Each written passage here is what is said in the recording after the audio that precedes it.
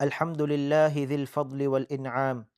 والصلاة والسلام على سيدنا ونبينا محمد وعلى آلہ وصحبہ والتابعین، اما بعد۔ میرے مؤمن بھائیو، ماہ رمضان کے اختتام پر صدقہ فطر کو رب تعالی نے مشروع اور نبی کریم صلی اللہ علیہ وسلم نے مسنون قرار دیا ہے، تاکہ روزوں میں ہونے والی کمیوں کوتاہیوں کی تلافی کی جا سکے، اور یہ نمازوں میں سجود السہو کے جیسا ہے، اور دوسرے اس سے روزوں میں واقع ہونے والی خطاؤں کا کفارہ بھی ہو جاتا ہے۔ صدقہ فطر کو عید کے دن فقراء اور مساکین کو غنی کر دینے کے لیے اور انہیں سوال کرنے سے روکنے اور بچانے کے لیے مشروع کیا گیا ہے، تاکہ وہ بھی عید کی خوشی میں اغنیا کے ساتھ شریک ہو سکے۔ حضرت ابن عباس رضی اللہ عنہما سے روایت ہے، وہ فرماتے ہیں، نبی کریم صلی اللہ علیہ وسلم نے صدقہ فطر اس لیے فرض کیا ہے تاکہ روزوں کو ہو جانے والی فحش گوئی اور لغو سے پاک کیا جا سکے اور مساکین کو کھانا کھلایا جا سکے۔ سو جس نے اس کو نماز عید سے قبل ادا کیا تو یہ مقبول صدقہ ہوگا، اور جس نے اس کو نماز کے بعد ادا کیا تو یہ دیگر صدقات میں سے ایک صدقہ ہوگا۔ صدقہ فطر میں واجب ہے کہ اسے ہر مسلمان شخص اپنی جان کی طرف سے بھی نکالے اور اس کی طرف سے بھی نکالے جس کا نفقہ اس کے ذمہ ہے، چاہے اس نے روزے رکھے ہو یا نہ رکھے ہو، اور چاہے ان پر روزے واجب ہو یا نہ ہو۔ حضرت ابن عمر رضی اللہ عنہما سے روایت ہے، وہ فرماتے ہیں، نبی کریم صلی اللہ علیہ وسلم نے کھجور کا ایک صاع مسلمانوں میں سے ہر غلام آزاد، ہر مرد عورت پر اور چھوٹے بڑے پر صدقہ فطر نکالنا فرض کیا ہے، اور حکم دیا کہ اس کو لوگوں کے نماز کے لیے نکلنے سے قبل ادا کر دیا جائے۔ البتہ جنین، پیٹ کے بچے کی طرف سے بھی اس کا نکالنا مستحب ہے۔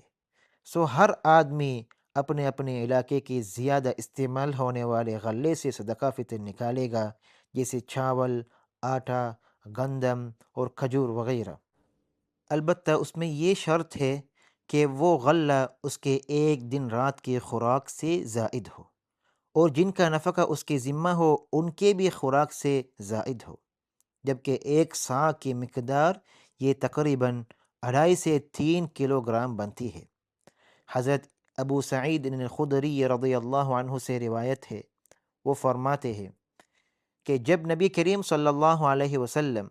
ہم میں موجود تھے تو ہم ہر چھوٹے بڑے اور آزاد اور غلام کی طرف سے کھانے کا ایک صاع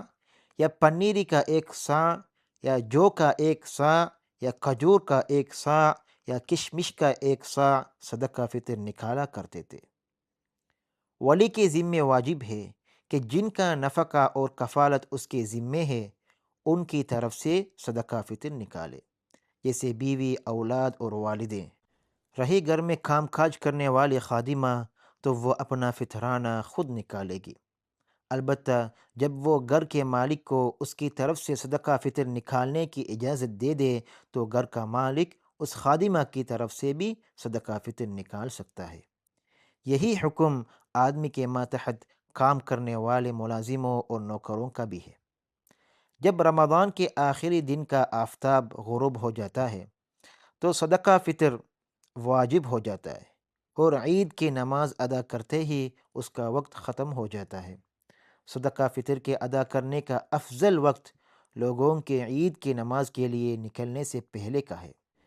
کیونکہ نبی کریم صلی اللہ علیہ وسلم کی سیرت کریمہ یہ تھی کہ آپ نماز عید سے نکلنے سے پہلے صدقہ فطر ادا فرمایا کرتے تھے، جیسا کہ گزشتہ حدیث میں گزرا۔ البتہ عید کے 1 یا 2 دن قبل بھی صدقہ فطر کے ادا کر دینے میں کوئی حرج نہیں۔ حضرت ابن عمر رضی اللہ عنہما ان لوگوں کو صدقہ ادا کر دیا کرتے تھے جو اس کو قبول کر لیتے تھے،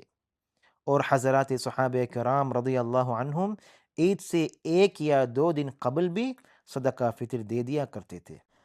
صدقہ فطر کی ادائیگی کو نماز عید کے بعد تک مؤخر کرنا جائز نہیں ہے، جیسا کہ گزشتہ حضرت ابن عمر رضی اللہ عنہما کی حدیث میں گزرا ہے۔ جس نے عید کے نماز سے قبل صدقہ فطر ادا نہ کیا اس کے ذمہ توبہ کرنا ہے، اور یہ کہ وہ اس کو ضرور ادا کرے گا، چاہے نماز عید کے بعد ہی صحیح۔ صدقہ فطر فقراء اور مساکین کو دیا جائے گا۔